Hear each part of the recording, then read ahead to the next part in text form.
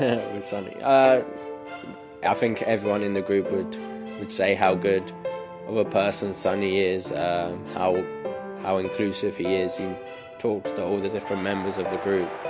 So now everyone has a great relationship with him. As you see, he's always a positive guy, keeping the spirits really high in the group. So I can't speak highly enough of him. 올리버 스킵은 공을 받기 전 주변의 상황을 살피고 다음 동작을 미리 결정합니다. 대부분의 선수가 알고는 있지만 경기 도중 볼의 흐름에 집중하다 놓치기도 하는 부분입니다. 그의 시야는 경기의 리듬을 잃게 하고 전술적으로 주요한 위치에 자리하게 하는 대부분의 감독들이 선호하는 미드필더의 필수적인 재능입니다. 스킵은 손흥민은 한국을 넘어 잉글랜드의 슈퍼스타라고 극찬한 바 있습니다. 모태 토트넘 팬이자 유스 선수 출신인 그에게 이미 오래도록 1군의 중심으로 활약하는 손흥민은 당연히 훈련장 밖에서도 주시하던 선수이고, 그에게 손흥민과 함께 뛰는 경기는 곧 그가 토트넘 1군에 합류한 성인임을 일깨워줍니다. 손흥민은 1군에 합류한 스킵을 토트넘의 미래로 칭찬했습니다. 대부분의 토트넘 유스 선수들과 좋은 관계를 맺는 손흥민이지만 스킵에게는 특히 최고의 선수가 될 거라는 가장 강한 어조의 극찬을 보인 바 있습니다. 스킵은 다른 유스 출신 선수들처럼 손흥민과 항상 웃고 장난치는 관계가 아니라 마치 또래의 1군 선수들처럼 비교적 진지한 관계를 맺고 있고, 사교보단 축구 대화를 나누는 동료입니다. 둘의 나이 차이를 고려하면 스킵은 손흥민과 단순히 클럽하우스에서 함께 휴식을 보내는 사이가 아니라 그가 독일과 잉글랜드에서 쌓은 경험을 습득하고 싶어합니다.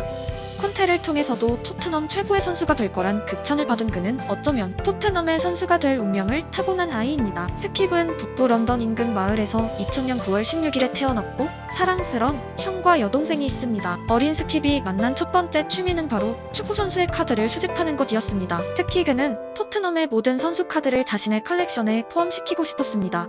모태신앙처럼 토트넘 팬으로 태어난 그가 1군에서 처음 손흥민과 케인 같은 선수를 만났을 때의 감정을 상상할 수 있습니다. 디 어슬레틱에 따르면 스킵의 카드 수집은 광적인 수준이었고 그 취미는 스킵의 부모님에겐 악몽이었습니다. 왜냐면 꼬마 스킵은 수백 장의 카드를 바닥에 뿌리는 습관을 가지고 있었기 때문입니다. 하지만 나쁜 습관을 가진 스킵을 교육한 그의 아버지는 그의 취미를 차마 제압하진 않았습니다. 아버지의 직업은 회계사이자 역사가 그리고 경제학자이자 수학자입니다. 현재의 스킵을 통해 유추할 수 있듯 학자인 아버지의 성격은 시간이 지날수록 아들에게 되물림 되었습니다. 디 어슬레틱에 따르면 스킵은 축구 선수로서 자신의 전술적 사고 능력을 아버지로부터 물려받았다고 밝혔습니다. 학구파 집안에서 자란 스킵의 여동생은 런던의 대학교에서 심리학을 전공했습니다. 스킵 또한 학교에서 우수한 성적을 거뒀지만 그의 선택은 축구 선수 카드 수집에서 직접 축구를 하는 것으로 변화했습니다. 그의 담당 교사였던 패터슨 씨에 따르면 스킵은 축구뿐 아니라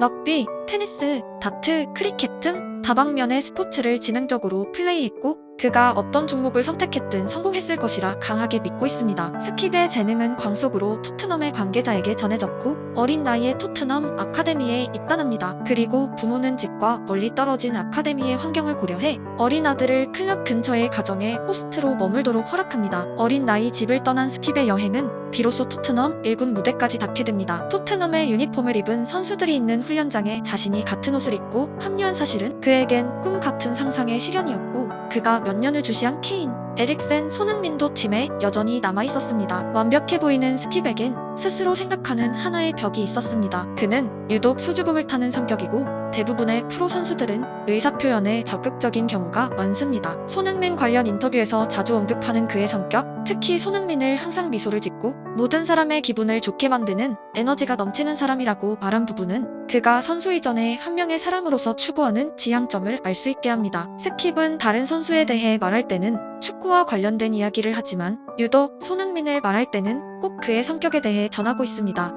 놀랍게도 토트넘 1군에 합류한 지 불과 몇 년이 지난 스킵은 경직되어 있던 초기에 비해 미소가 늘었고 인터뷰에서 여유 또한 늘어가고 있습니다. 학자인 아버지를 통해 지식을 습득한 스킵은 자신의 꿈의 무대인 토트넘 1군에서 어느새 손흥민을 닮아가기 시작했습니다. 대부분의 사람은 자신이 흠모하는 성격을 발견하고 그 사람을 매일 마주하고 시간이 지속되면 어느 정도 상대방의 애티튜드를 따라가게 됩니다. 축구뿐 아니라 사회 전체에서 우리 모두는 누군가에게 롤모델이 되기도 하고 때론 절대 닮고 싶지 않은 대상이 되기도 합니다. 우리의 표정, 말, 행동 하나하나가 곧 다음 세대에겐 거울이 된다는 의미입니다. 유산이란 표현하기 어려운 거창함이 아니라 때론 오늘 당신이 만나는 상대에게 보이는 단 몇 초의 인상에서 전달될지도 모릅니다. 당신은 다음 세대의 얼굴을 만드는 주인공입니다.